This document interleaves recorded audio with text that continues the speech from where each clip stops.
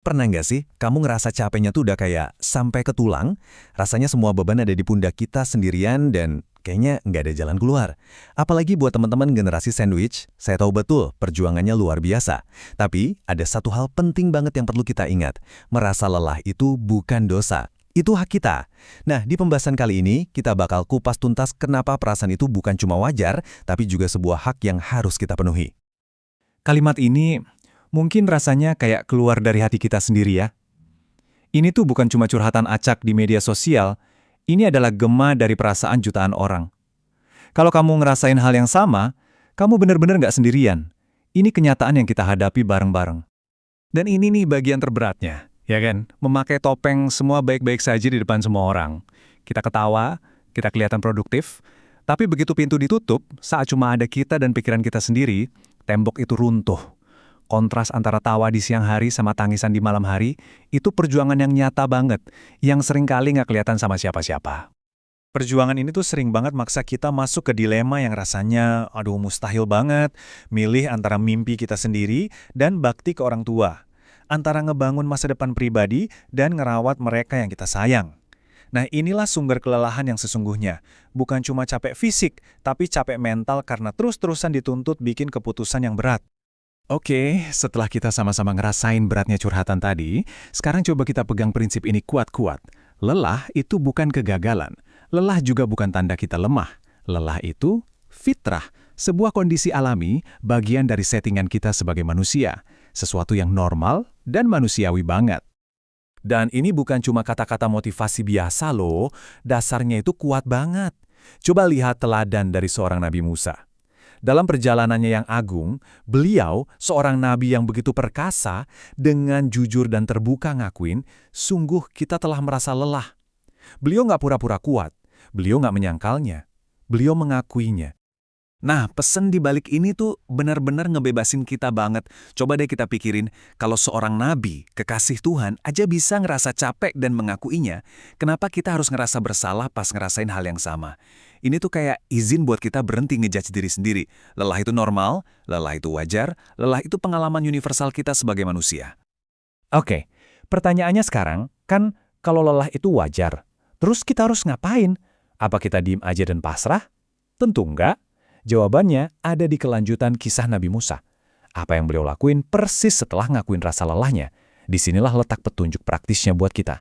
Beliau tuh langsung bilang ke muridnya, bawalah kemari makanan kita. Coba perhatiin, beliau nggak ngabain sinyal tubuhnya. Beliau menuntut haknya buat mulihin energi. Ini bukan egois ya, ini tuh tindakan yang logis dan perlu supaya bisa ngelanjutin perjuangan.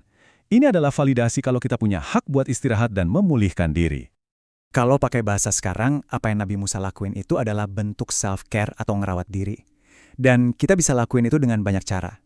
Lagi down, coba kasih diri kamu hadiah kecil buat mancing dopamin. Pikiran lagi kalut, coba deh cari ketenangan di alam buat menstabilkan serotonin. Stres numpuk, gerak, atau lakuin hobi buat ngelepasin endorfin. Ini semua bukan kemewahan loh, ini hak kamu. Dan saya udah bisa nebak nih apa yang ada di pikiran kamu sekarang.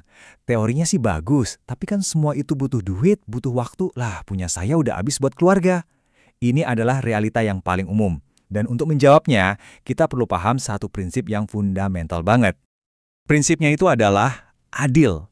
Adil itu bukan berarti sama rata ya, tapi menempatkan segala sesuatu pada porsinya. Memberikan hak kepada setiap pihak sesuai porsinya. Dan inilah yang sering banget kita lupain. Setiap pihak itu termasuk diri kita sendiri. Memberi hak pada diri sendiri itu bukan egois, itu adalah keadilan. Coba deh kita bayangin ya, ini pendapatan kamu.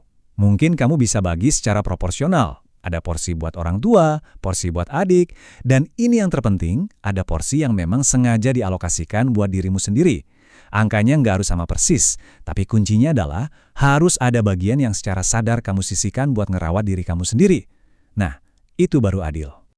Dan keadilan ini tuh bukan cuma soal uang loh. Coba deh tanya ke diri sendiri. Kita udah adil belum sama waktu kita? Dengan nyisihin jeda buat bener-bener istirahat. Udah adil belum sama energi mental kita dengan ngasih ruang buat pulih, bukan cuma terus-terusan ngasih ke orang lain. Keadilan harus mencakup semua aset berharga ini. Karena pada akhirnya, ya saat kita terus-terusan ngabain hak tubuh dan jiwa kita, itu sama aja kita berbuat zolim. sebuah ketidakadilan pada amanah yang paling dekat sama kita, diri kita sendiri. Dan kita dilarang untuk menzolimi siapapun, termasuk diri sendiri. Nah, setelah kita ngomongin soal cara bertahan, sekarang kita bahas makna di balik ini semua. Aku mau kamu tahu, setiap pengorbananmu, setiap tetes keringat, setiap lelah yang kamu rasain dalam berbakti sama keluarga, semua itu dilihat dan dicatat. Nggak ada yang sia-sia. Ada sebuah hadits yang bisa jadi penghiburan terbesar buat kita.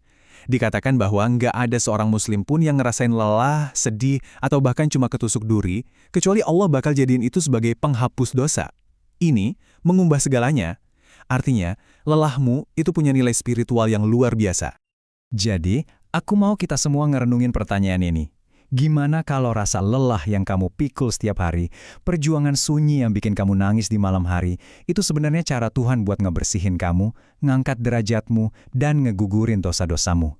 Kalau gitu, kelelahanmu itu bukan kutukan, tapi sebuah anugerah yang tersembunyi.